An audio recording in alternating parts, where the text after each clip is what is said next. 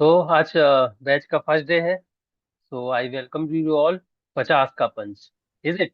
तो उम्मीद करता हूँ आप सभी लोग बहुत अच्छे होंगे। मैं कुछ बोलूँ इससे पहले एक बार जो लोग अभी अवेलेबल हैं उनके बारे में थोड़ा मैं जान लेता हूँ कि आप लोग क्या क्या करते हो, क्या क्या पढ़ाई करी है, अभी क्या क्या आगे अपने बारे में बताना थोड़ा, ताकि हम लोगों को इंटरेक्शन में थोड़ा सही रहे और आप मेरे साथ थोड़ा इजी रहो, बात कर सके हम, क्लास में आप डाउट पूछ सको। इसलिए एक दूसरे को जानना थोड़ा जरूरी भी है। हम एक दूसरे को भी जान जाएंगे और आप लोग भी एक दूसरे को जान जाओगे। सभी लोग कंफर्टेबल हैं? तो सुनील जी से स्टार्ट करते हैं। सुनील जी को मैं पहचानता हूँ। और नेट की प्रिपरेशन मैंने सर से मतलब सर के थ्रू का पहले भी की थी, तो उससे मैं नेट तो मेरा नहीं हो पाया था, लेकिन मेरा आईटी जाम हो गया था। फिर बीच में मेरी स्टडीज की वो की है नेट की, मतलब खुद से थोड़ा बहुत करता रहा मैं।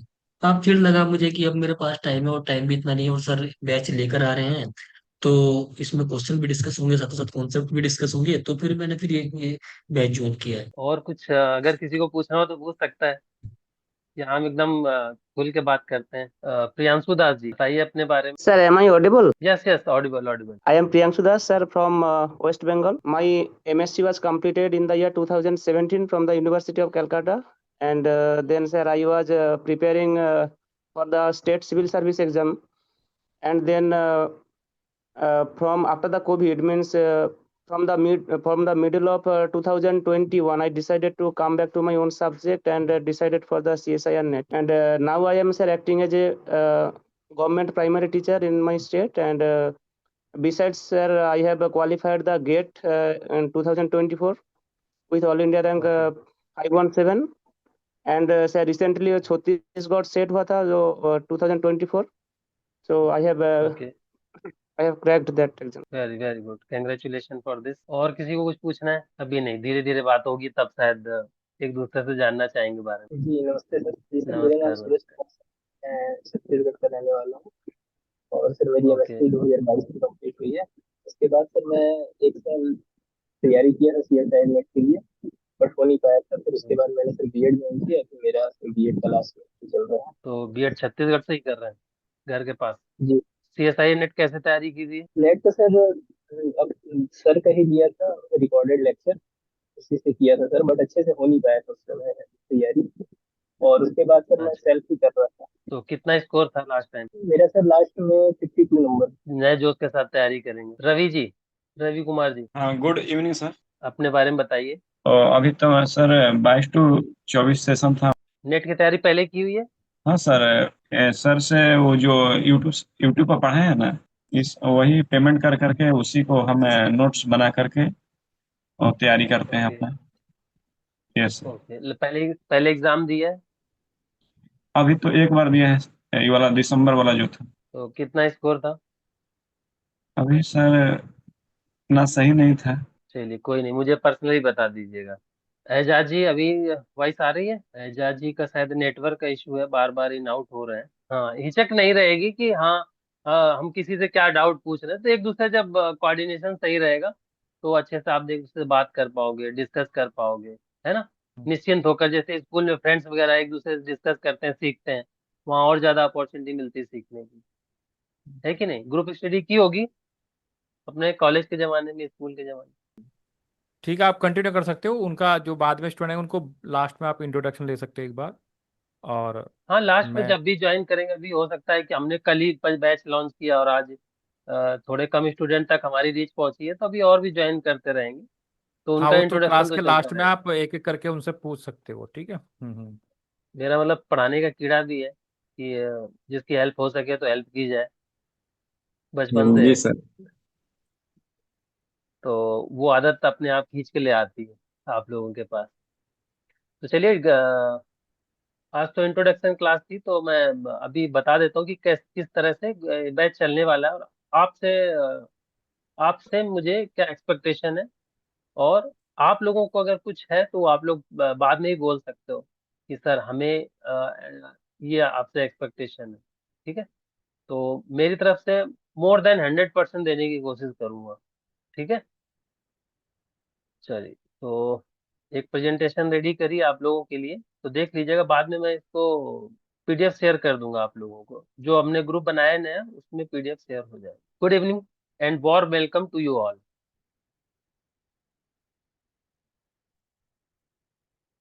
For complete brief on 50 का पंच, मेहनत आपकी साथ हमारा, target to CSIR net June 2025.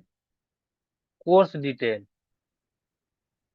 As you all know, the course is starting from 7th June 2025, which is today. और आज ही हम क्या कर रहे हैं? आज ही हम इंट्रोडक्टरी लेक्चर ले रहे हैं। और अब जो मैं बोल रहा हूँ उसको बड़े ध्यान से सुनना है और समझना है, ठीक है? उसमें प्रॉब्लम आएगी, आपको कुछ अगर इश्यूज हैं तो आप वो बोल सकते हो निश्चिंत होकर, ठीक है? वो मैं सुनूंगा, लेकिन अभी पहले 10 मिनट मुझे सुन लीजिए। चलिए, नेक्स्ट, फोकस ऑन 50 टॉपिक्स। जैसे बैच का नाम है 50 का पंच, तो हम 50 टॉपिक्स पर फोकस करेंगे from entire syllabus. And weekly 50 PYQs हम सॉल्व करेंगे। 10 PYQs डेली सॉल्व करना है हमको, ठीक है? तो 5 लेक्चर्स पर वीक, ये मिनिमम तो रहेगा ही, ठीक है?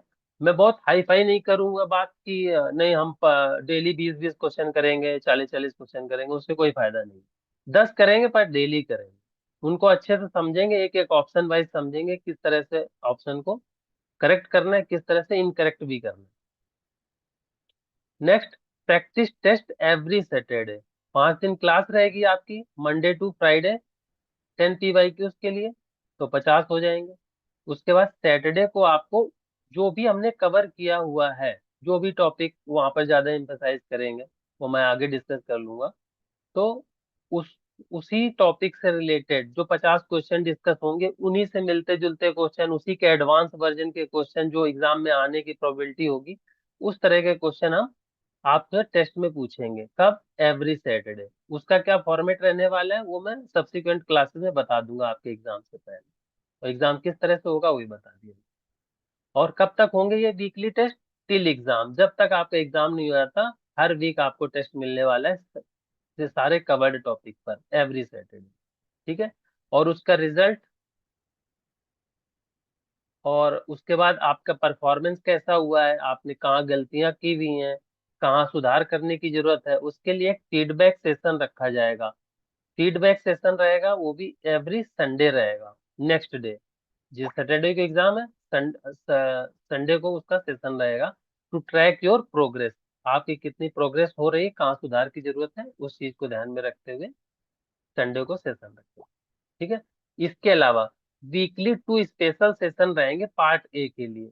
वो वेरी हो सकता है जैसे टाइम मिलेगा, और आप लोगों से भी डिस्कस करके ऑब्वियसली लेंगे, तो यूट्यूब पे भी जाएगा वो सेशन। तो पार्ट ए पर जनरली बच्चे फोकस करते नहीं है कि, और जबकि बाहर वालों को लगता है कि मैथमेटिक्स है तो रीजनिंग अच्छा होगा बच्चों का, बट मैं ऐसे ऐसे स्टूडेंट को जानता हूँ, मैथमेटिक्स वाले 2 से 4 क्वेश्चन भी करके नहीं आते, ठीक है? लेकिन हमारा टारगेट रहेगा कि हम कम से कम 8 से 10 क्वेश्चन सही करके आए, तो मीन्स 15 से 20 क्वेश्चन के बीच में हम 15 से 20 मार्क्स के आसपास वहां से गेन कर सकें, और ये 15 से 20 मिनट या आधे घंटे में मैक्सिमम हो जाता है। तो कोशिश रहेगी, और वो जो आए हुए क्वेश्चंस है उनके कॉन्सेप्ट भी वहां से भी रिपीट हो जाते हैं, तो वही कोशिश रहेगी कि पार्ट ए के क्वेश्चंस किए जाए। ये आपको कहीं नहीं मिलेगा, कोई नहीं करवाता, मैथमेटिक्स वाले तो कहीं नहीं मिलेगा। तो कोशिश है कि ताकि आपका स्कोर बूस्टअप हो सके।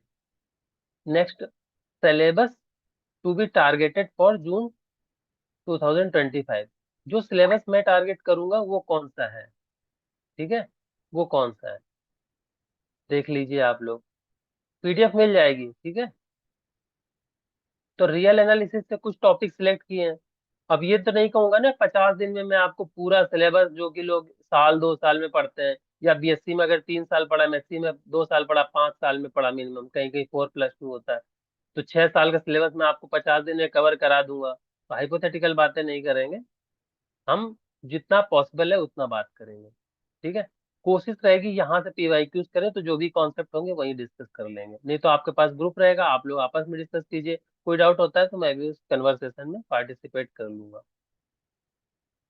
सीक्वेंस एंड सीरीज, इसके क्वेश्चन देखेंगे हम। कन्वर्जेंस के, लिमिट सुप्रीमम लिमिट इंफिमम के बारे में, sequence and series of functions, यहाँ क्या है, sequence and series of numbers होता है, रियल नंबर, और यहाँ पर sequence and series of function आएगा। इसके बाद यूनिफॉर्म कन्वर्जेंस की भी क्वेश्चन हम देखेंगे। कॉन्टिन्यूटी, यूनिफॉर्म कॉन्टिन्यूटी, इनसे भी क्वेश्चन आते हैं, अच्छे क्वेश्चन बनते हैं, होने लायक। डिफरेंशिएबिलिटी, मीन वैल्यू थ्योरम, ठीक है।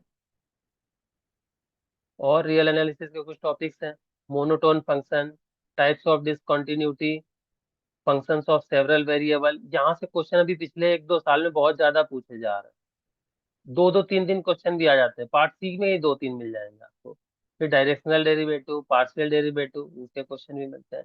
Derivative as a linear transformation, ये क्वेश्चन भी इक्का दुक्का आ जाता है, पहले 2014, 15, 16 के आसपास ज्यादा पूछा जाता था। अभी इसके ऑप्शन वाइज भी दे सकते हैं यहाँ से क्वेश्चन। फिर इसका मैट्रिक स्पेस, कॉम्पैक्टनेस, कनेक्टेडनेस, यहाँ से भी क्वेश्चन बनता है, होने लायक होता है। फिर बात करते हैं लीनियर अलजेब्रा की। तो रियल में तो वहां से उतने क्वेश्चन हम देखेंगे ही नहीं, ठीक है। इसका लीनियर अलजेब्रा में vector space, subspace, linear dependence, basis and dimension, algebra of linear transformation, algebra of matrices, rank and determinant of matrices, linear equations, eigen values, eigen vectors, Cayley Hamilton theorem, matrix representation of linear transformation, change of basis, canonical form, diagonal form, triangular form, Jordan form, inner product space से। आजकल यहाँ से भी question काफी आ रहे हैं, इस वाले पोर्शन से, नीचे वाले से। Orthonormal basis, quadratic form, reduction and classification of quadratic form, यहाँ से भी क्वेश्चन आ जाते हैं। इन पर ये क्वेश्चन भी हम अपने पीवाईक्यूज में डिस्कस करेंगे। फिर बात आती है कॉम्प्लेक्स एनालिसिस में। तो कॉम्प्लेक्स एनालिसिस में algebra of complex number, the complex plane, polynomial, complex की बात कर रहे हैं obviously, power series, transcendental function such as exponential, trigonometric and hyperbolic function. ये क्या होते हैं हम देख लेंगे। Analytic function, Cauchy Riemann equations, contour integral, Cauchy's theorem, यहाँ से क्वेश्चन। और कॉम्प्लेक्स में 18-19 मार्क्स की कॉम्प्लेक्स आती है, जिसमें कि 8-10 तो इजिली हो जाते हैं, और अगर वहाँ 13-14 ले आओ तो बहुत अच्छी बात। फिर Cauchy integral formula, Leibniz theorem, maximum modulus principle, Schwarz lemma, open mapping theorem, Taylor series, Laurent series, calculus of residue, conformal mapping, Mobius transformation. और ये यहाँ से भी क्वेश्चन आजकल 1-2 क्वेश्चन तो पक्का मिल जाते हैं। फिर बात करते हैं अलजेब्रा की। तो अलजेब्रा में fundamental theorem of arithmetic, divisibility in Z, congruences, Euler's phi function, primitive roots, groups, subgroups, normal subgroups, quotient group, homomorphism, cyclic groups, permutation group, ये टॉपिक के क्वेश्चन हम देखेंगे।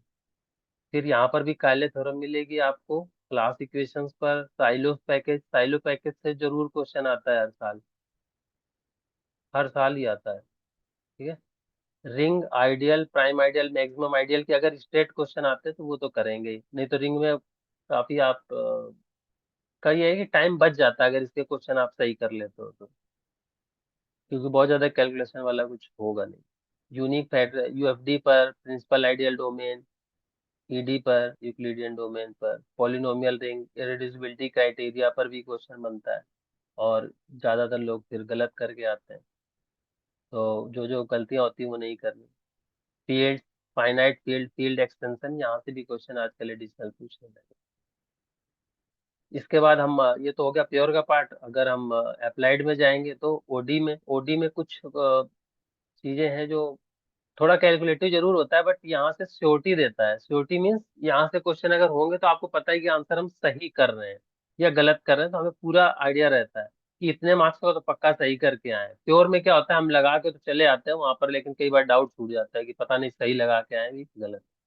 लेकिन यहाँ पर अप्लाइड में ऐसा नहीं होता, वहाँ सॉल्व करना है, पेन उठाना है, टाइम लगाना है, और अगर आंसर आएगा तो सही ही होगा। तो यहाँ पर existence and uniqueness of solutions of initial value problem for first order ordinary differential equation, फिर सिंगुलर सॉल्यूशन पर भी क्वेश्चन आ जाते हैं। System of first order POD के, general theory of homogeneous, non homogeneous linear ODE के, हाँ, variation of parameter के बहुत ही कम क्वेश्चन देखने को मिलते हैं, बट एक दो क्वेश्चन है तो देख लेंगे उसको। पूछा गया अभी पिछले एक तो पेपर में भी आ गया इसका, पहले तो इतना ज्यादा नहीं पूछा जाता। हाँ, एसएलपी पे जरूर आपको क्वेश्चन मिल जाएगा। ये पार्ट बी में भी मिल जाता है, पार्ट सी में भी मिल जाता है। ग्रीन फंक्शन तो ये थोड़ा सा टिपिकल है, बट इजी क्वेश्चन है इसका, अगर आ जाए तो लक लक वाली बात है। और जहाँ से मार्क्स मिले वो लेने चाहिए। फिर पीडी की बात करें अगर, तो पीडी से लैग्रांजेस एंड चारपिट मेथड तो पक्का करना है, इन दोनों में से एक क्वेश्चन तो आएगा ही आएगा। ठीक है, लैग्रांजे से तो दो क्वेश्चन भी आने लगे हैं कई बार, पार्ट ए में भी पूछ, पार्ट बी में भी पूछ देते हैं, पार्ट सी में भी पूछ देते हैं। फिर चारपिट मेथड के भी क्वेश्चन अगर पार्ट बी में आता है तो इजी, पार्ट सी में तो हो सकता है आप को इशू आ जाए, तो लगे कि लंबा क्वेश्चन है, सॉल्व करें ना करें वो। बट कई बार इजी क्वेश्चन आ जाता है ना, इजी पिक करना है हमको। कोई हमें जरूरी थोड़ी कि 200 में हम 190 नंबर लेके आए, है ना। एग्जाम क्वालिफिकेशन के लिए 120 130 का टारगेट रखेंगे। ठीक है, क्वेश्चन से लड़ाई तो नहीं करनी। Cauchy problem for first order PD, फिर classification of second order PD, ये क्वेश्चन पक्का आता है, हर साल आता है, इजीएस्ट क्वेश्चन। अगर किसी ने तैयारी स्टार्ट करी है जस्ट, तो सबसे पहले जाओ ये क्वेश्चन ढूंढ के करके आ जाओ, पार्ट बी में हो चाहे पार्ट सी में। इससे इजी क्वेश्चन तो मेरे लगता नहीं अभी सिलेबस में बचा है पूरा कहीं भी। ठीक है, जब मैंने खुद तैयारी चालू करी तो मैं सबसे पहले जाता था, क्वेश्चन ढूंढता था। मतलब प्रीवियस ईयर क्वेश्चन करना है तो मैं अपने कॉन्फिडेंस के लिए सबसे पहले जाके सेकंड ऑर्डर पीडी का क्वेश्चन उठाता था, एस स्क्वायर माइनस 4 RT लगा के हाइपरबोलिक इलिप्टिक पैराबोलिक फाइंड कर लेता था। वो क्वेश्चन कर लेता, लगता चलो एक 3 नंबर का क्वेश्चन मैंने कर लिया। ठीक है, प्रैक्टिस के लिए। तो एग्जाम में भी हो जाता है। General solution of higher order PDEs with constant coefficient, यहाँ से भी क्वेश्चन बनता है। Method of separation of variable for Laplace heat and wave, इसके सिलेक्टिव क्वेश्चन हम करेंगे। ठीक है, इसका सिलेक्टिव क्वेश्चन करेंगे, क्योंकि अगर बहुत ज्यादा टिपिकल होगा तो छोड़ सकते। लेकिन आते हैं क्वेश्चन ऐसे कि कर सकते हो आप लोग। और हीट का तो कर ही सकते हो, वेव का भी हो जाता है, उसका स्ट्रेट फॉर्मूला है, बस लाप्लास में थोड़ी प्रॉब्लम है। तो देख लेंगे हम क्लासेस में। फिर कैलकुलस ऑफ वेरिएशन में एक लैग्रांजे आइलर इक्वेशन का क्वेश्चन आता है, ये वाला इंपॉर्टेंट है, ये क्वेश्चन हो जाता है 3 मार्क्स में तो आ जाएगा, तो बहुत बढ़िया। फिर necessary and sufficient condition for extrema, इससे क्वेश्चन बनेगा तो 4.75 मार्क्स का बनेगा। ठीक है, फिर variational method of boundary value problem in ordinary and partial differential equation, ये थोड़ा एडवांस क्वेश्चन हो जाता है। तो अगर स्कोर बूस्ट करने, कभी पेपर टफ आता है ना कभी कभी, जिसमें मेरिट बिल्कुल 100 के आसपास चली जाती जेआरएफ के लिए, जैसे इस बार भी कम गई है, एक बार और हुआ था 96 98 के आसपास गई थी। तो उस समय ऐसे क्वेश्चन आ जाते हैं जो इसके इजी क्वेश्चन होते हैं, बट वो हम पढ़ के कि नहीं जाते। तो वैसा नहीं करना, इजी क्वेश्चन कहीं से भी आए उतना तैयारी होनी चाहिए कि करना, वो हमको आगे ले जाएगा बाकी स्टूडेंट। फिर लीनियर इंटीग्रल इक्वेशन में बस ज्यादा टॉपिक नहीं रखे हैं, लेकिन इसी में क्वेश्चन आएंगे तो हम करेंगे। Linear integral equation of first second kind of Fredholm Volterra type, इसका आइडेंटिफिकेशन होना चाहिए। फिर solution with the separable colonel, characteristic number, एक आइगन फंक्शन फाइंड करने को जाता है, रिजॉल्वेंट कर्नल पर क्वेश्चन आया था 3 मार्क्स में। ये वाले क्वेश्चन तो हम करेंगे ही करेंगे। एक तो मेथड है, बस उनको देख। फिर है मार्को चेन, मार्को चेन के क्वेश्चन ये थोड़ा एडिशनल टॉपिक है। ठीक है, तो इसके क्वेश्चन हम करेंगे। पहले एक क्वेश्चन आता था, आजकल 1 से लेकर 3 क्वेश्चन तक आ जाते हैं। मीन्स आप ये मान लो 4 से 9 नंबर तक की आ जाती है। कई बार आपको 2 पार्ट सी में मिल जाएंगे तो 9 और प्लस 3 12 नंबर की भी आ जाती है, ऐसा भी है। तो मार्को चेन के बड़े छोटे छोटे से फॉर्मूले रूल्स हैं, थोड़ा सा पढ़ेंगे तो आ जाएगा। मैंने तो एक इसकी अलग से ही पीडीएफ बना रखी है, अपने नोट्स बना रखे हैं, तो उसको एक्सप्लेन कर दूंगा किसी दिन अलग से क्लास लेकर, उसके क्वेश्चन सॉल्व कर लेंगे, हो जाएगा। अच्छा, ठीक है। इसकी तैयारी अगर किसी ने कभी नहीं भी पढ़ा हो ना, पोस्ट ग्रेजुएशन ग्रेजुएशन में, तो भी कर सकते हो आप लोग। मतलब 3 दिन में पूरी मार्क क्वेश्चन आप पढ़ सकते हो नए स्टूडेंट और सॉल्व भी करके आओ। फिर एलपीपी में ऑप्टिमल सोल्यूशन वाला ही बस करेंगे। ठीक है, और इसमें वैसे सिंपलेक्स और डुअलिटी के क्वेश्चन भी होते हैं, अगर किसी ने पढ़ रखा है अभी प्रैक्टिस में है तो वो स्टूडेंट कर सकता है। ठीक है,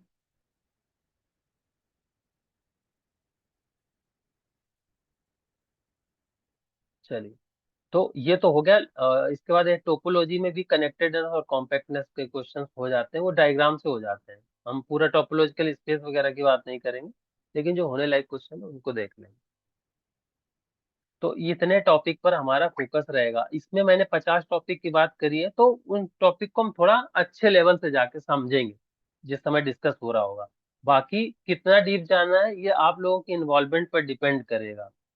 ठीक है, आप लोग कितना पार्टिसिपेशन में इन्वॉल्वमेंट दिखाते हो।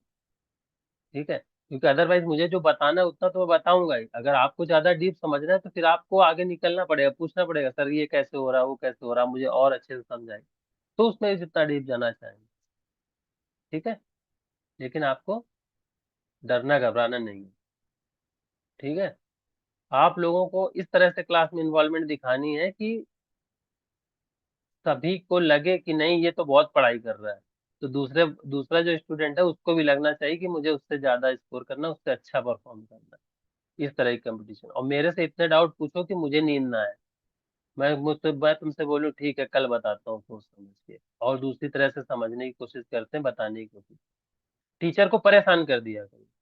ठीक है, स्कूल में तो बोलता हूँ, टीचर को ही परेशान करो, इतना पूछो। कोई डाउट घर लेकर नहीं जाना, सब क्लास में डिस्कस करना।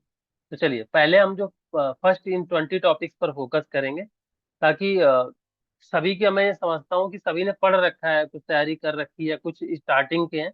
लेकिन शुरू में फिर भी अगर हम एक बार रुके हुए ना, तो एक जड़त्व का नियम काम करता है, लॉ ऑफ इनर्शिया। मतलब रुकी हुई गाड़ी को अगर स्टार्ट करना है तो थोड़ा सा पुश करना पड़ता है। तो शुरू में ताकत ज्यादा लगती है, चलती गाड़ी में धक्का मारना इजी होता है। तभी सब लोग रुके हुए थे, कहीं कोई जॉब कर रहा है, कोई पीएचडी कर रहा है, कोई अपनी तैयारी छोड़ दिया था, पता नहीं एग्जाम कब होगा तब तैयारी करेंगे। ठीक है, तो ब्रशअप करने में टाइम लगता, तब धीरे धीरे लेवल एडवांस बढ़ेंगे। तो अभी ये थोड़े से हल्के टॉपिक हैं, हल्के इन द सेंस ऐसा नहीं कि एग्जाम में बहुत हल्के हैं तो क्वेश्चन नहीं आएंगे, क्वेश्चन के लिए इंपॉर्टेंट है, लेकिन यहाँ से क्वेश्चन अच्छे अच्छे मिलेंगे आपको। और ये इन टॉपिक्स के क्वेश्चन तो लगभग जो क्वालिफाई करता है तो उसमें 90% स्टूडेंट सही करके आते हैं। ये वैसे टॉपिक है। ठीक है, देखो मैंने यहाँ पर भी पहले नंबर पर रखा है classification of second order PD, फिर रखा है काउंटेबल एंड अनकाउंटेबल सेट, यहाँ से क्वेश्चन बनता है, पावर सीरीज का क्वेश्चन बनता है, लीनियर प्रोग्रामिंग का प्रॉब्लम। ये सीक्वेंस है, इजी टू टफ की तरफ मैं जा रहा हूँ, कि यहाँ से क्वेश्चन आपको कम से कम स्टार्ट करना है, देखना है। आप ये मत सोच के करना कि मैं रियल में अच्छा हूँ, लीनियर में अच्छा हूँ, हम सब में अच्छे हैं, सब में खराब है। जिस दिन क्वेश्चन हो गया ना, तो सब होते चले जाएंगे टफ से टफ टॉपिक का, और नहीं हुआ तो फिर classification of second order PD का भी लोग गलत करके आ जाते हैं। ठीक है, तो जब तक क्वेश्चन हो ना जाए तब तक सारे कठिन है। ठीक है, और जब हो जाते हैं तब की इजी की बात है। तो ज्यादा इजी देखकर बहुत ज्यादा उत्साहित नहीं हो जाना है, मतलब बहुत ज्यादा खुश नहीं हो जाना है, बात में ज्यादा खुशी में गलत कर रहा हूँ। और अगर नहीं हो रहा है तो बहुत ज्यादा दुखी भी नहीं होना है कि पता नहीं क्यों क्वेश्चन नहीं हो रहा। तो न्यूट्रल रहो, ठीक है, हो जाएगा। क्लियर। उसके बाद लैग्रांज चारपिट मेथड है, रॉन्स्कियन है, इस पर देखो क्वेश्चन बनता है, ये भी इजी क्वेश्चन है, दो दो तीन theorem. Taylor series, Laurent series, calculus of residue का क्वेश्चन है, मार्को चेन। अब ये कुछ टॉपिक हो सकता है किसी के लिए इजी लगे, किसी को कुछ, मुझे लगता है ये यहाँ पर होना चाहिए, इससे मैंने रखा, सीओबी का क्वेश्चन रखा है। ये 10 टॉपिक है। फिर नेक्स्ट 10 टॉपिक्स में existence and uniqueness of solutions of initial value problem. इसको डायरेक्ट अगर नहीं आ रहा तो वैसे आप फर्स्ट प्रिंसिपल वाले से ही कर सकते हो, मतलब डेरिवेटिव करके कर सकते हो। फिर कन्फॉर्मल मैपिंग के मोबियस ट्रांसफॉर्मेशन की कुछ ट्रिक्स हैं, वो हम डिस्कस करेंगे क्लास में, वहां से क्वेश्चन हो जाता है।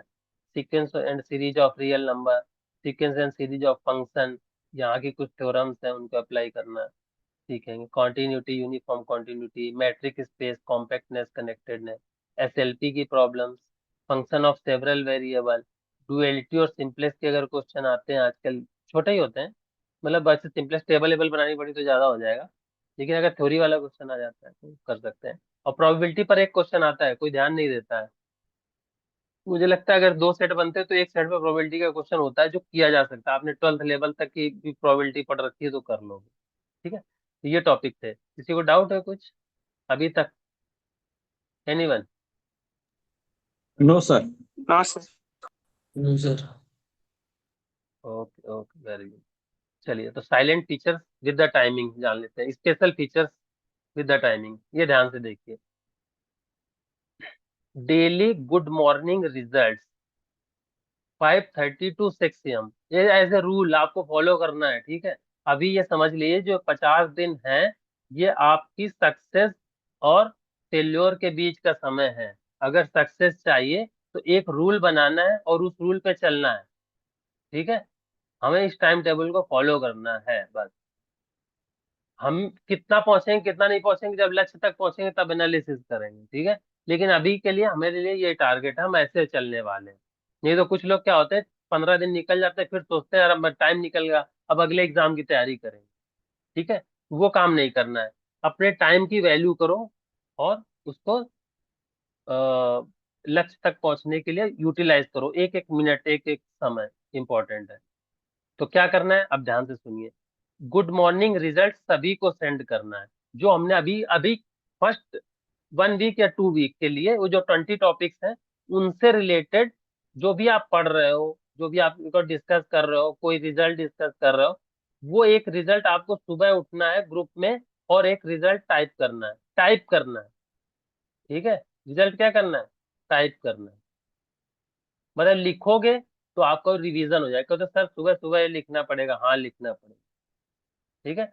और कोई ये भी नहीं बोलेगा कि सर मैं तो 10 बजे उठता हूँ, सो के 9 बजे उठता हूँ, कोई नहीं। आपको 5:30 से 6 के बीच में ही रिजल्ट भेजना है। Am I clear to everyone? Yes, sir. Yes sir. Yes sir. Yes. चलिए, एक एक एग्जांपल दीजिए, सुनील जी एग्जांपल दीजिए एक, जैसे रिजल्ट भेजना है। एक रिजल्ट बोलिए कोई। एवरी साइक्लिक नहीं ग्रुप याद इज आ रहा? Abelian group. Every cyclic group is an abelian group. Very good. Every cyclic group is abelian group. जैसे ये रिजल्ट हो गया, every cyclic group is abelian, ठीक है। कन्वर्स के बारे में क्या कहोगे? Converse may not be true. कल। Yes sir. हाँ, तो converse need not be true. देखिए, सुनील जी ने सुबह उठे और ये रिजल्ट भेज दिया, every cyclic group is abelian, तो सबको ध्यान आ गया every cyclic group is abelian होता है। अब वो अगर पढ़ेगा या नहीं पढ़ेगा, लेकिन एक रिजल्ट देख लिया आपने, ठीक है, सुबह सुबह। और साथ में लिख दिया गुड मॉर्निंग एवरीवन, ठीक है, अच्छी अच्छी गुड मॉर्निंग हो गई, एक रिजल्ट पढ़ लिया। लेकिन किसी को डाउट है, तो जैसे मैंने अभी पूछ दिया कन्वर्स के बारे में क्या कहोगे, तो जिसको भी लगे तो वो पूछ सकता है कन्वर्स, तो वो बताएगा कन्वर्स। सुनील जी को टाइम है, सुनील जी बता देंगे। नहीं तो कोई और भी बता सकता है कन्वर्स ट्रू नहीं है, ठीक है। तो कन्वर्स ट्रू नहीं है तो एक काउंटर एग्जाम्पल भी देना पड़ेगा, ठीक है। तो कन्वर्स के साथ अगर किसी ने पूछा है तो काउंटर एग्जाम्पल बताना है फिर, ठीक है, ताकि आपके माइंड में काउंटर एग्जांपल्स रेडी होते रहें। Am I clear to all? Yes, sir. मतलब एक डिस्कशन स्टार्ट हो सकता है, छोटा सा डिस्कशन, ये एक रिजल्ट के बारे में, ठीक है। तो अभी काउंटर एग्जांपल बताएगा कोई? Q8, Q8। तो Q8, हाँ, Q8 K4 ना? K4, हाँ, Transport Group. ठीक है। तो ये कैसे ग्रुप हो गए, जो कि अबेलियन है लेकिन साइक्लिक नहीं है। क्यों? क्योंकि इसके पास 8 ऑर्डर का कोई एलिमेंट नहीं है, इसके पास 4 ऑर्डर के भी एलिमेंट नहीं। अब इसकी प्रॉपर्टी डिस्कस करना चाहे तो करते रहो, किसने रोका है? या अगर किसी को लगे Q8 है, तो Q8 की कौन सी प्रॉपर्टी ऐसी थी, Q8 की और क्या क्या प्रॉपर्टी हो सकती है, इसके एलिमेंट कैसे हो सकते हैं, वो भी अगर लिख के नोट्स बनाना चाहे तो वहीं के वहीं Q8 के सारे नोट्स बना के शेयर कर सकता है 10 लाइन में लिख के। किसी को K4 के बारे में लिखना है, K4 के बारे में लिखते रहो, किसी क्या दिक्कत है। मतलब आप पढ़ कोई टॉपिक रहो, लेकिन एक सुबह सुबह आपका रिवीजन हुआ जा रहा है। क्यों? सही बात है कि नहीं? Yes, sir. तो इस तरह से आप जब सुबह उठोगे तो ये एक लोगों का रिजल्ट हो गया। तो जब आप जितने भी लोग हो, अभी तो खैर 7 या 8 लोग हो आप लोग, तो जैसे जैसे अभी कुछ लोग और शायद ऐड हो जाएंगे, तो 10-15 लोग अगर रहते हैं, 10-15 रिजल्ट कम से कम, मतलब मैं मान के चलता हूँ 15 रिजल्ट के आसपास डेली आपके रिवाइज होंगे। और डेली अगर 15 रिजल्ट रिवाइज होंगे तो 50 दिन में कितने हो गए? 750 result. 750 result, this is not a small number, is it?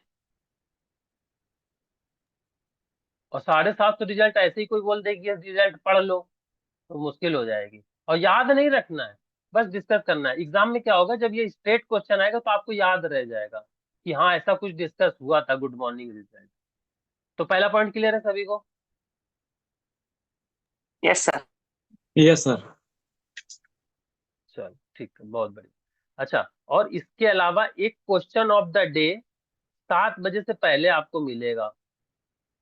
ठीक है, 7 बजे से पहले मिलेगा आपको। उस क्वेश्चन को समझना है, उसको सॉल्व करना है, और उसको ग्रुप में सेंड करना है जब भी आपको टाइम मिल जाए। वैसे इसके लिए अभी मैं टाइम रखता था पहले के बैचेस में कि इतने बजे तक सबमिट करना है। अभी तो मैं नहीं रख रहा हूँ टाइम। ठीक है, आप लोग डिसाइड कीजिए कितने बजे रखना है। मैं कोशिश करूंगा कि मुझे टाइम मिले तो मैं इस शो को शुरुआत के कम से कम फर्स्ट वीक में मैं ही शेयर करूंगा क्वेश्चन ऑफ द डे। और बाद में मुझे लगा कि नहीं, उसमें आप लोगों की इन्वॉल्वमेंट चाहिए, तो मैं किसी को भी बोल सकता हूँ कि इस वीक के लिए सुनील जी करेंगे, इस वीक के लिए प्रियांशु जी करेंगे, वो मैं देख सकता हूँ। ताकि उसमें फिर आप लोगों का इन्वॉल्वमेंट बढ़ेगा। जिसने क्वेश्चन भेजा है तो कम से कम उसकी जिम्मेदारी हो जाएगी कि बाकी लोगों को वो question of the day explain करे। एम आई राइट? Yes, sir. Absolutely. अगर अगर प्रियांशु जी ने एक क्वेश्चन ऑफ द डे भेज दिया, किसी को डाउट है तो अब उन्हीं से का सवाल पूछा जाएगा ना। तो उनसे अगर वो क्वेश्चन को 3-4 तरीके से पूछा जाएगा, उनको एक्सप्लेन करना होगा, तो उनकी कैलिबर बढ़ेगी, उनकी प्रैक्टिस बढ़ेगी, उसको सोचने का नजरिया बढ़ेगा। Is it? ठीक है, तो पहले फर्स्ट वीक के लिए मैं भेज देता हूँ। ठीक है, फिर इसके बाद बताऊंगा क्या करना। तो इसको आपको सॉल्व करना है और सेंड करना है। कोशिश कीजिए कि इवनिंग क्लास से पहले तो अभी भेज ही दो। हम्म, फिर बाद में देखते हैं, क्योंकि अभी मुझे आप लोगों का शेड्यूल नहीं पता कि आप लोग अपना क्या शेड्यूल है। अभी तो मैं अपना ही बता रहा हूँ, हाँ? इसीलिए अभी तो सर रखते हैं कि क्वेश्चन ऑफ द डे आपको सॉल्व करना है। अगर लगेगा कि हाँ डिस्कशन की जरूरत है, हम क्लास में शाम को डिस्कस कर लेंगे, +10 क्वेश्चन के अलावा +1 भी कर लेंगे। ठीक है, और ऐसा क्वेश्चन हो कि ताकि सभी लोग सॉल्व कर पाए। कोई ऐसा नहीं कि हम अपना बहुत ही ऐसा क्वेश्चन ले आए कि जिसके बारे में हवा नहीं लग रही किसी को। ठीक है, क्योंकि कुछ क्वेश्चन ऐसे होते हैं एग्जाम में जो अभी तक अनसॉल्व होंगे, चाहे वो 2012 का पेपर हो, चाहे कोई कितना भी बोल ले, हर पेपर में ऐसे क्वेश्चन। चलिए, इसके अलावा जो शाम की क्लास की टाइमिंग रहेगी वो 9 PM to 10 PM रहेगी। आज थोड़ा सा लेट हो गया था, मैं 9:05 के आसपास आया था, कुछ था टेक्निकल इश्यू। लेकिन कल से कोशिश रहेगी कि 8:55 में ज्वाइन कर जाऊं, और 9 PM तो स्टार्ट हो ही जाएगी। मैं टाइम का पंक्चुअल हूँ, आपके टाइम को मुझे बहुत वैल्यू है, तो आपको मेरे टाइम की वैल्यू करनी है। ठीक है, तो जितनी जल्दी हम क्लास ज्वाइन करेंगे उतनी जल्दी फिनिश करेंगे। 9 to 10 PM मैंने रखा है, लेकिन अगर 10 क्वेश्चन हमारे 45 मिनट में समाप्त हो जाते हैं तो 45 मिनट में क्लास फिनिश हो जाएगी। अगर आपने अच्छे से डिस्कशन किया, पार्ट दिया कि 10:30 तक चलेगी तो 10:30 तक भी चलेगा, मुझे कोई दिक्कत नहीं। ठीक है, लेकिन मेरा मोटो रहेगा कि आप सभी को ये 10 क्वेश्चन बड़े अच्छे से डिटेल में समझाए जाए। Clear to everyone? और आप सभी रेडी रहना कि आपसे पूछा भी जा सकता है कि आप इस क्वेश्चन को कैसे सोचते हो। तो कभी भी मैं बोल सकता हूँ कि अनम्यूट करिए और बोलिए किसी को भी। ठीक है, किसी को भी बोल सकता हूँ। Yes.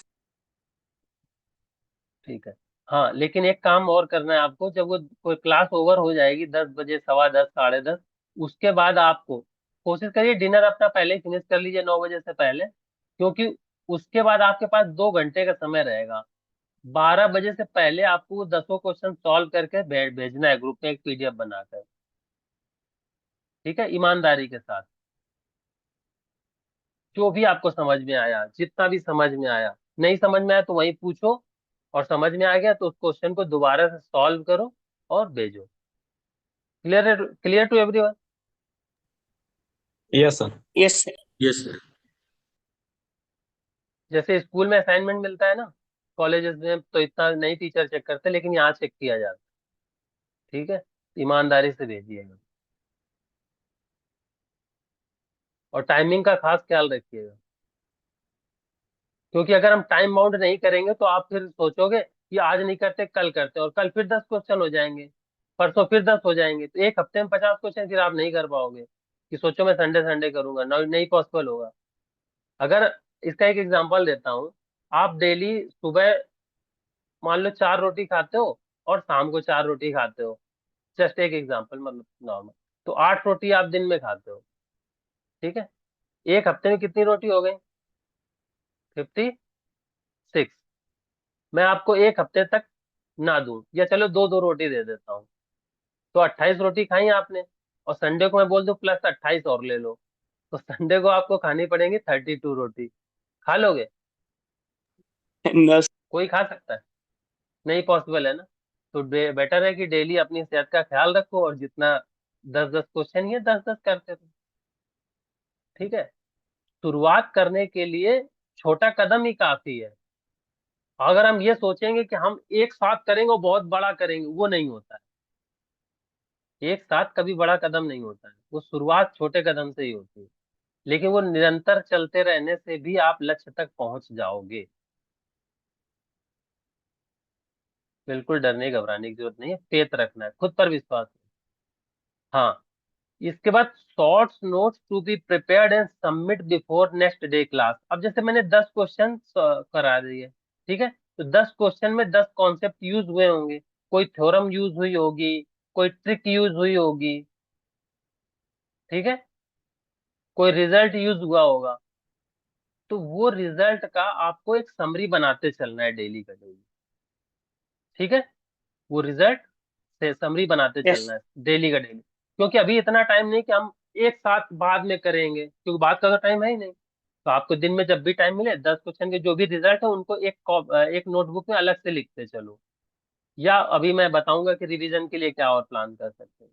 तो उस उन 10-10 को रिजल्ट सबमिट करते चलो, तो जितने भी और जितने भी रिजल्ट होते जाएंगे वो आपके लिए शॉर्ट नोट का काम करते जाएंगे। और सुनो, देखो यहाँ पर नॉट लिखा हुआ है, ठीक है, not. Go to bed not before 11 PM at any cost. कोई ये नहीं बोलेगा सर मैं तो सो गया, मैं सोने जा रहा हूँ, मुझे नींद आ रही है। असाइनमेंट सबमिट, अगर किसी के बहुत जल्दी लिखने की आदत होती है ना, तो 10 बजे क्लास खत्म हुई और 30 मिनट में असाइनमेंट सबमिट किया और सो गया। नहीं पॉसिबल, नहीं, जाना ही नहीं है। एग्जाम आ रहा है, 50 दिन बचे हुए हैं बस, 50 डेज लेफ्ट। क्या करना है? 11 बजे से पहले तो सोना ही नहीं।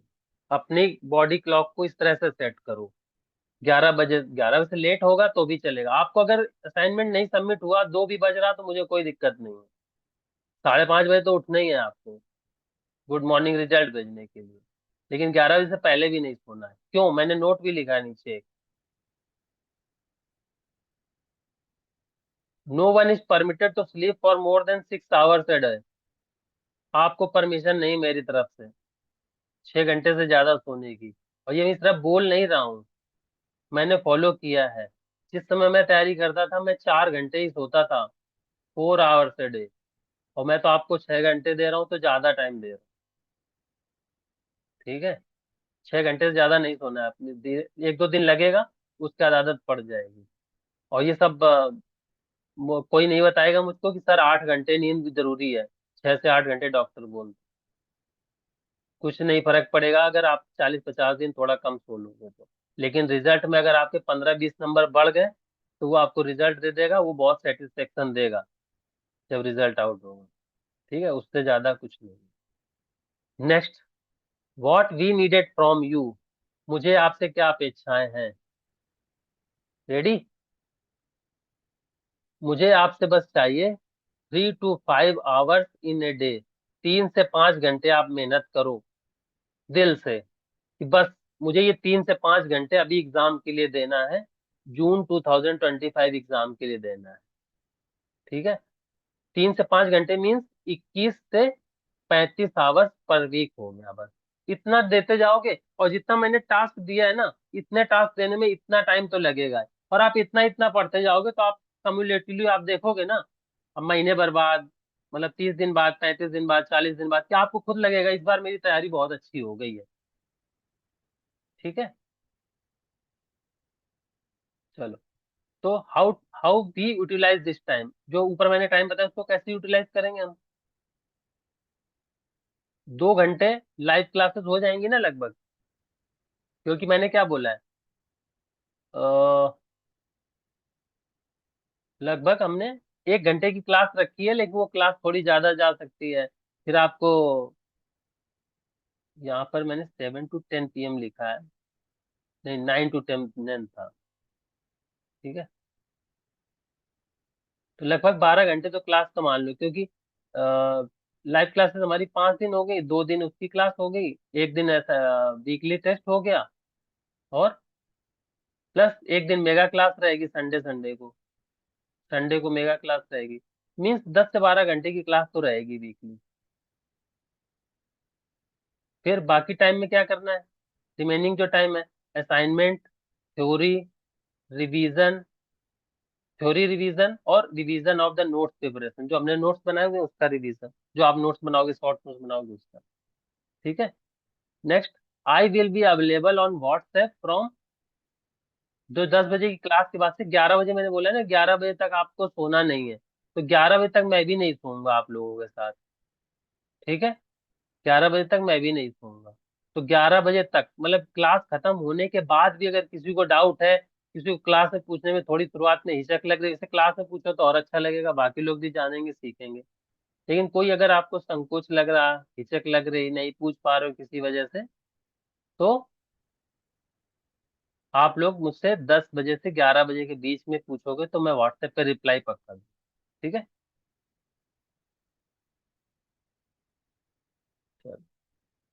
Next, points to keep in mind while writing the assignment. जो असाइनमेंट लिख रहे हो आप, डेली 10 क्वेश्चन सॉल्व करके लिखोगे, उसके लिए आपको क्या करना है, क्या चीज ध्यान में रखनी है, you need to assignment on a separate register from day one. मतलब कल से जब हम सॉल्व करेंगे क्वेश्चन, तो आपको एक नए रजिस्टर में चालू करना है। ठीक है, you have to write question on your notebook compulsorily. ऐसा नहीं बस आंसर आंसर लिख के, सोल्यूशन लिख के भेज दिया, आपको पहले क्वेश्चन राइट करना है। ठीक है, क्योंकि क्वेश्चन लिखने से उसमें कौन कौन सा कंटेंट कैसे यूज किया गया है, क्या लिखा हुआ है, हम कई बार ओवरलुक कर देते हैं। जब क्वेश्चन को हम पीडीएफ फॉर्म में पढ़ते हैं तो ओवरलुक कर देते हैं, लेकिन जब लिखते हैं तो हमें आइडिया लगता है कि हाँ, कुछ ऐसी चीज थी जो शायद हम पढ़ते समय मिस कर दिए। तो ये आदत एक बहुत अच्छी बन जाएगी, पेपर में हम कोई चीज गलत ना पढ़ लें। ठीक है, तो क्वेश्चन को राइट करना है, उसके बाद आपको उसका सोल्यूशन लिखना है। You need to write the, ये बहुत इंपॉर्टेंट है, you need to write the concept theorem result every time. अगर एक ही कॉन्सेप्ट का क्वेश्चन रिपीट हो रहा है, तो भी आपको हर बार वो रिजल्ट लिखना है, हर क्वेश्चन में। जैसे आज भी रिपीट हुआ, कल हुआ, 2 दिन बाद हुआ, तो भी आपको लिखना है। ठीक है, तो भी आपको लिखना है। कोई डाउट किसी को? और यही जो 10 10 रिजल्ट या जितने रिजल्ट होंगे वो आपके शॉर्ट नोट बनते चले जाएंगे।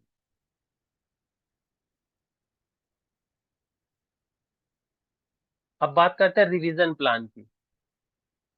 ये ध्यान से देखिएगा, रिवीजन प्लान क्या है। सबसे पहला काम, remove every unwanted item from your study area. आप जहां भी पढ़ाई करते हो, जितनी अनवांटेड चीजें हैं सबको हटा दो। ठीक है, अनवांटेड चीजें का मतलब कोई बताएगा?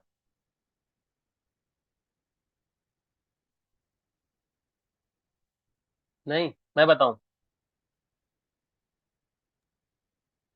Yes, sir. I mean, sir, during our revision or question practicing, mobile phone we should keep away, and another accessories other than the study materials. I think that should be separated uh, from our eyesight. Absolutely, absolutely correct. Other than study material, everything should be removed from that place, which means any photo, चाहे आपकी हो खुद की, चाहे किसी hero heroine की हो, simple से बात करूं, वो भी नहीं चाहिए। ठीक है, कोई सीनरी नहीं होनी चाहिए, कुछ भी नहीं चाहिए। क्यों? क्योंकि खुद की फोटो देख ली, बॉडी बनाए हुए मैं खड़ा हूँ 2 साल पहले का, पढ़ाई कर रहे एकदम फोटो पे नजर चली गई, फिर ध्यान आ रहा है मैं तो कितना स्मार्ट दिखता हूँ। हम्म, मैं तो स्कूल में छाया रहता था। तो ये सब नहीं करना है, फिर कहानी से कहानी बनती चली जाएगी। आप अपने भविष्य में चले जाओगे या तो वर्तमान में, पीछे बैक पास्ट में चले जाओगे। तो वो काम ही क्यों करना है, कोई चीज नहीं रखी। ठीक है, एकदम प्लेन रखो, जितना कम से कम हो सके। 50 दिन की तो बात है, बाद में फिर सजा लेना। उसके बाद क्या करना है, ये मैंने जिसके पास जैसी प्लेस हो, वैसे 10 ब्लैंक चार्ट पेपर अगर स्पेस है तो वहां रख लो। जो शॉर्ट नोट्स है वो वहां पर आप लिख सकते हो। मैंने क्या किया था, 10 ब्लैंक चार्ट पेपर रखे तो रियल एनालिसिस के नोट्स एक साथ, कॉम्प्लेक्स के एक साथ, लीनियर के एक साथ, ओडीपीडी के अलग अलग, ऐसे हर चार्ट पेपर वाइज अलग अलग कर लिया था। ठीक है, और कोई अनवांटेड चीज है जिसको नहीं हटा सकते हो तो आप अपना उसको कर्टेन वर्टेन लगा के छिपा सकते हो। ठीक है, तो स्टडी एरिया पे प्लेन पेपर रखो, चार्ट पेपर रखो, और जो रिजल्ट बन रहा है वो लिखते रहो, ताकि वो आंखों के सामने रहेगा। आप कभी अगर देखोगे भी अगर कुछ, तो आपको रिजल्ट दिखेंगे जो आपको अगली 50 दिन बाद एग्जाम में पेपर में काम आने वाले हैं। Am I correct? Yes, sir. ठीक है, एंड एक चीज और, write your goal in front of your eyes. सबसे पहले अपना गोल लिख लो। CSIR नेट जून 2025, AIR 1, यही गोल है? किसी को कम लाना है? ठीक। कम तो नहीं लाना, ज्यादा तो नहीं हो गया? No, sir. ठीक है, ठीक है सर, हाँ, मोटिवेशन के लिए अच्छा है। मोटिवेशन से अच्छा है इंस्पिरेशन। ठीक है, जो आपके अंदर से आनी चाहिए। और AIR 1 ले आओगे तो कितना अच्छा लगेगा, है ना? AIR 1 रखो। और उसके लिए ये नहीं कि सिर्फ लिखने से बस कुछ नहीं होता, लिखने के बाद उसके लिए प्रयास भी करना पड़ता है, इसीलिए लोग लिखने से डरते हैं, इसीलिए लोग लिखने से डरते हैं। ठीक है, मैंने अपने मेरे सामने अभी लिखा हुआ है, AIR 1 ही लिखा था, लेकिन मेरा 6 आया। ठीक है, Yes, मेरे sir. पास Sir, 6 का सर्टिफिकेट।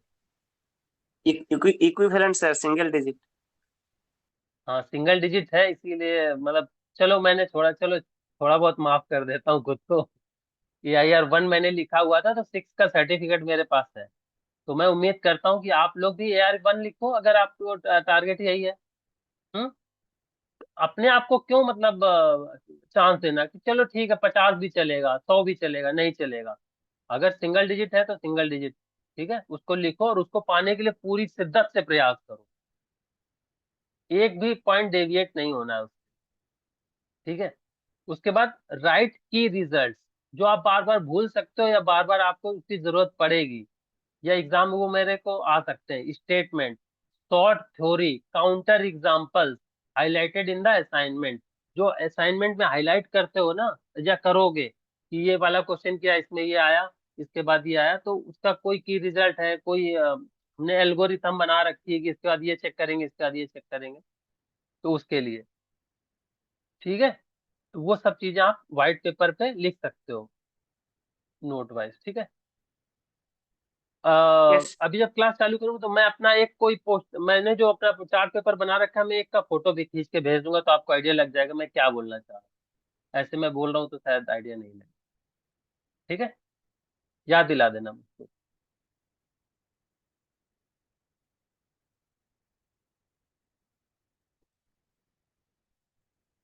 चल, तो I am 100% sure that if you strictly follow the guidelines, you will definitely qualify CSIR net exam June 2025।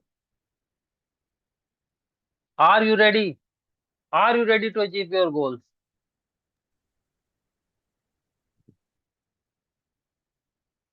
कोई रिस्पॉन्स नहीं। Yes are sir. You yes ready? Sir. Yes sir. Yes, sir. Yes sir. Yes. Very good. That should be the juice. Thank you for your response. Now, any doubt? Any doubt, anyone? Now you can unmute and ask.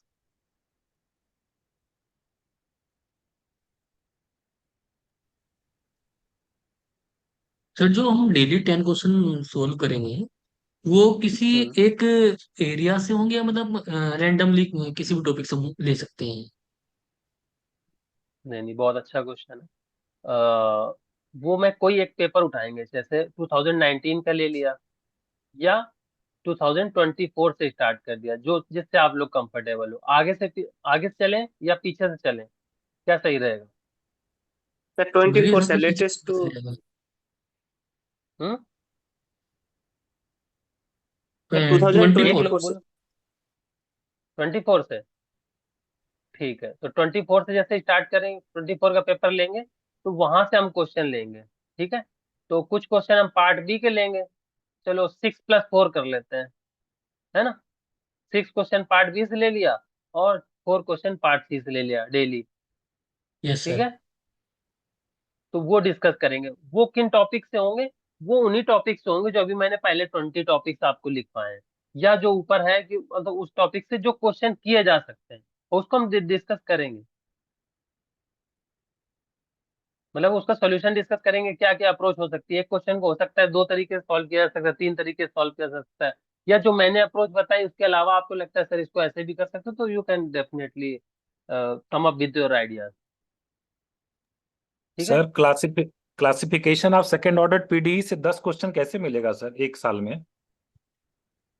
नहीं नहीं, मैंने ये कहाँ बोला है कि classification of PD से 10 question एक ही साल में मिल जाएगा। सर उस साल जैसे में अगर वो आया फर्स्ट। हो, अगर जैसे 2024 में आया हुआ है, तो एक क्वेश्चन वहां से उठा लेंगे। ठीक है, दूसरा काउंटेबिलिटी से आया हुआ तो काउंटेबिलिटी वाला उठा लेंगे। Okay sir, okay. समझ रहे हो? समझ में आया? मतलब हाँ सर सर, आप यस जो सर। अभी कोशिश किए। 20 टॉपिक उठाए हैं, उस 20 टॉपिक में से कोई भी 10 क्वेश्चन उठाएंगे हम लोग, ऐसा? हाँ, रैंडम उठाएंगे, रैंडम पिक करेंगे। देखो, अभी ऐसा नहीं कि हम एक टॉपिक उठाएं और उसके सारे क्वेश्चन करें, हर पेपर से जाके ढूंढें। एग्जाम में भी तो ऐसा नहीं होने वाला है ना। जी सर। एग्जाम में भी तो कहीं से भी क्वेश्चन आता है ना, तो हमें तो वैसी तैयारी करनी पड़ेगी। ठीक है ना। तो सभी सभी टॉपिक एक साथ रिवाइज होते रहेंगे। और अगर यस किसी को सर। लगता है कि नहीं सर इसको और एक्सप्लेन कर दीजिए, तो वही क्लास में डिस्कस कर देंगे, और उतना जितना जरूरी होगा उस क्वेश्चन के लिए, उतना तो किया ही जाएगा। ठीक है, तो जो क्वेश्चन करने लायक होंगे, मैं आपको विश्वास दिलाता हूँ, 30 से 40 क्वेश्चन हर एक पेपर में करने लायक है। 30 से 40 क्वेश्चन। और अगर मैं 4 लेक्चर में डिवाइड करूँ, तो 4 चौको 16 क्वेश्चन ये हो गए। और कितने बच गए? 14, 10, 24, मतलब 24 क्वेश्चन ये हो गए। ठीक है, मतलब 24, अगर 30 से माने तो 24 पार्ट बी से, और 16 इससे। चलो फिर भी मैं इसमें भी और कम कर लेता हूँ, तो 20+15 चलो कर लो। 20+15, इतने क्वेश्चन तो करने लायक मिलेंगे ही आपको, मैं करके दिखाऊंगा। ठीक है, कितने हो गए? कितने मार्क्स के क्वेश्चन हो गए? 60 ये हो गए, और 71 पॉइंट समथिंग हो गया ना। 70 पॉइंट समथिंग हो गया। Yes sir. चलो, अगर ये 16 क्वेश्चन है तो 76 होते हैं,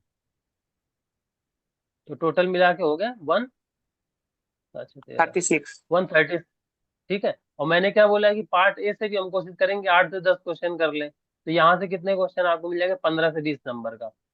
तो 150 मार्क्स का पेपर तो मैं बता रहा हूँ कि आराम से करने लायक होता ही है, हर पेपर में। लेकिन कुछ गलतियां भी करते हैं स्टूडेंट, इस वजह से उतने मार्क्स स्कोर नहीं होते। तो हम बस इसी पे फोकस करेंगे कि जो क्वेश्चन करने लायक है वो हमारे गलत ना हो। ठीक है, एक तो लेक्चर आप देखोगे तो आइडिया लग जाएगा आपको कि मैं क्या कहना चाह रहा हूँ एक पेपर में। जब एक पेपर का पैटर्न आप समझ लोगे, सीख लोगे, तो बाकी में आप खुद ही आइडिया लगा लोगे कि कल सर क्या क्वेश्चन डिस्कस करने वाले हैं। Am I clear everyone? Yes sir. Yes yes. Sir. Yes. और कुछ क्वेश्चन?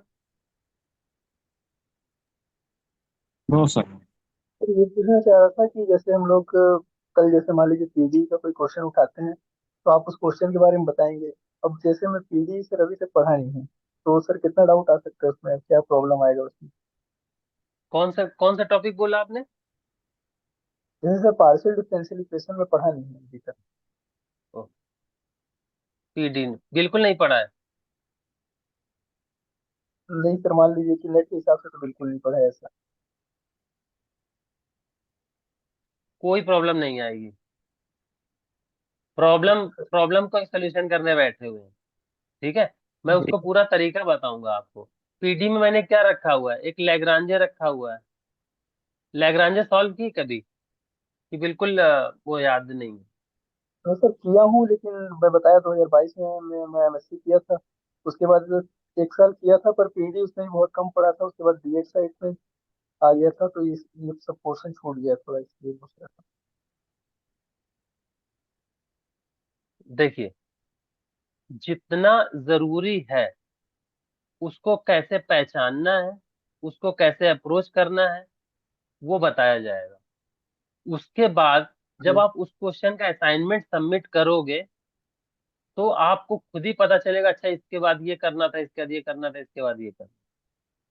ठीक है, अगर बिल्कुल पढ़ा ठीक है। हुआ टॉपिक नहीं है तो आपको लगेगा एक दो लेक्चर में कि हाँ इसको और कैसे कर सकते हैं। लेकिन देखो, जिस समय इंसान का बिल्कुल करता है कि मन नहीं करता कि ना करें, उस समय अपने मन को समझाना, नहीं मुझे करना है, ये मेरे लिए जरूरी है। दवा खाने का मन करता है, मेडिसिन, जब नहीं करता ना, नहीं। फिर भी खानी पड़ती है। Yes sir. तो अगर आपको पीडी नहीं पढ़ा तो कोई ना कोई टॉपिक आपने पढ़ा भी होगा। मैंने इतने सारे जी टॉपिक इसीलिए तो लिए हैं क्योंकि हर तरह के स्टूडेंट होंगे। किसी का कुछ स्ट्रांग जी। होगा, किसी का कुछ स्ट्रांग होगा। आपने पीडी नहीं पढ़ रखी तो किसी ने कॉम्प्लेक्स नहीं पढ़ रखी होगी, है कि नहीं? Yes sir. तो पीडी आपको इसलिए करनी है क्योंकि आपको मार्क्स लाना है, वो दवा की तरह ले लो, है ना? और जो आपको आता है, लीनियर आती है, तो आप उसको रसगुल्ले की तरह खा लो। समझ में आ रहा? जी सर।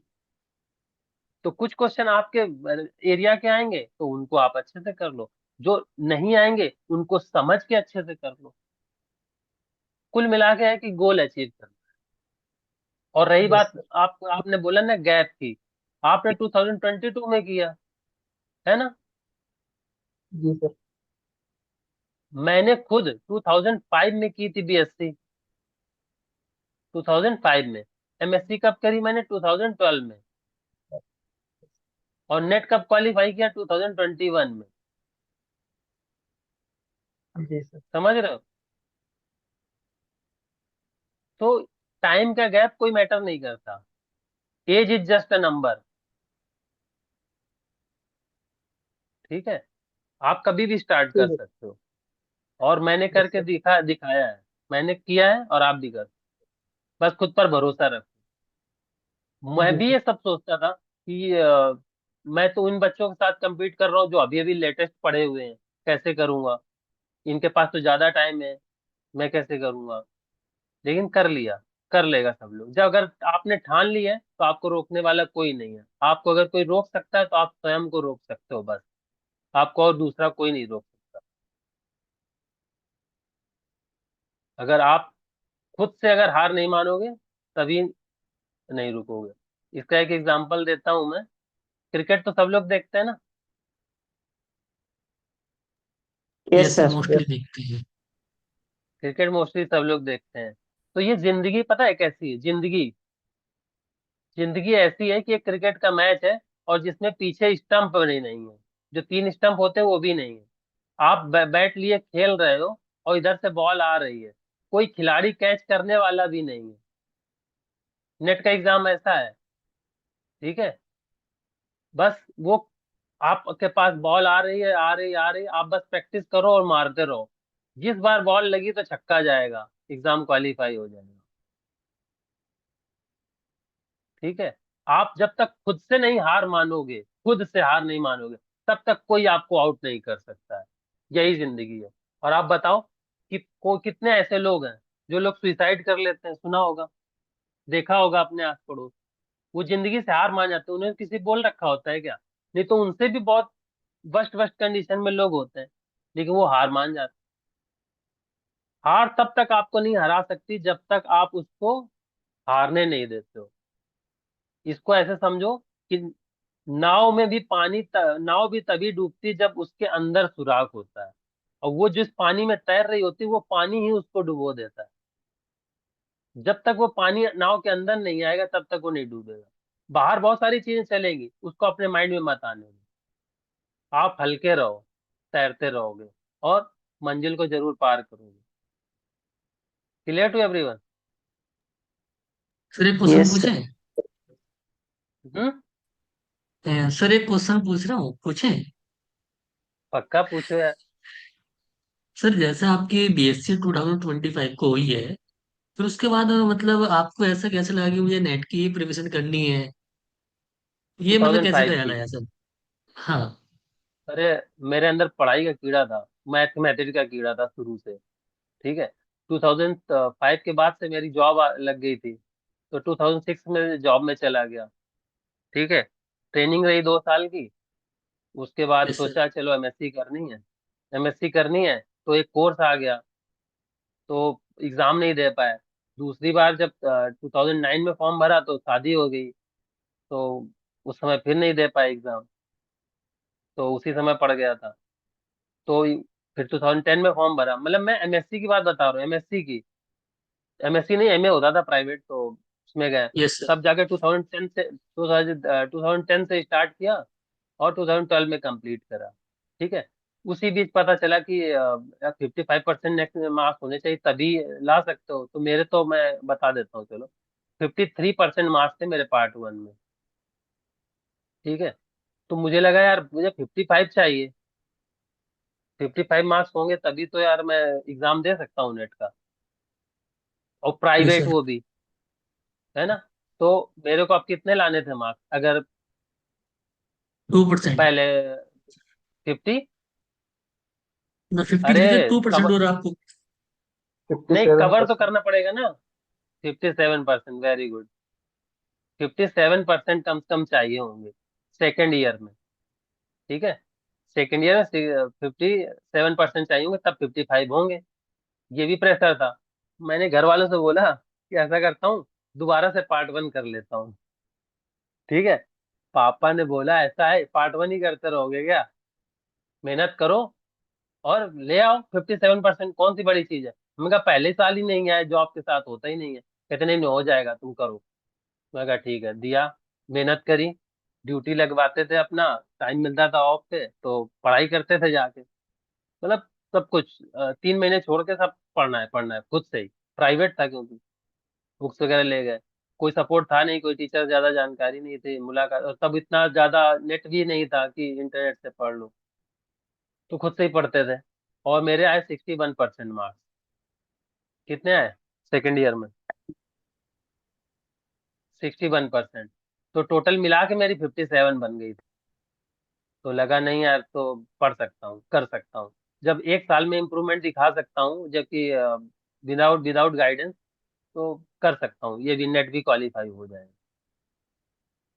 तो जॉब के साथ साथ लेकिन नेट की तैयारी नहीं हो पा रही थी, तो कभी एग्जाम का फॉर्म भर देते थे, देने नहीं जा पाते थे, और कभी देने भी गए बीच में तो तैयारी नहीं हो पाती थी। लेकिन मेरी एक आदत थी कि जो पार्ट ए के क्वेश्चन है ना, वो मुझे करने में बड़ा अच्छा लगता था।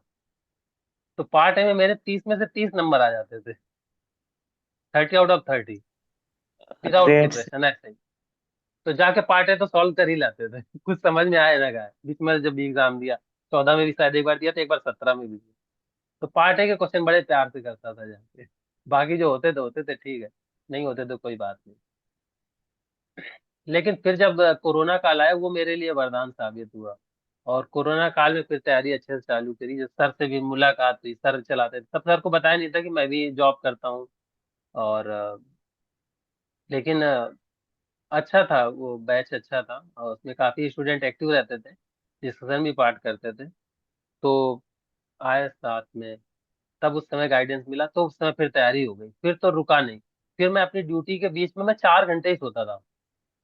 कई बार ये होता था जैसे फ्राइडे ड्यूटी करके आए ना, तो मैं खाना खा के सो लिया अगर ज्यादा नींद आ रही तो जैसे 3 बजे फ्री हुए, सो गए आके, 7 बजे उठा, खाना ना खाया, फिर गए थोड़ा शॉपिंग वॉपिंग करनी, कर लिया, 10 बजे शाम को बैठ गया, और कल सुबह मैं 5 बजे तक पढ़ता रहूँ पूरी रात, माता के जग रहा था।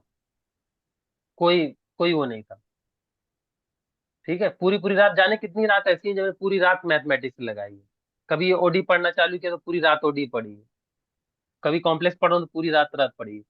और ऐसा एक दिन नहीं हुआ, कई कई दिन, साल डेढ़ साल ऐसे ही चला, 3-4 घंटे ही सोता था। ठीक है, चलो ये काफी सारी पुरानी चीजें याद करा दी तुम लोगों ने।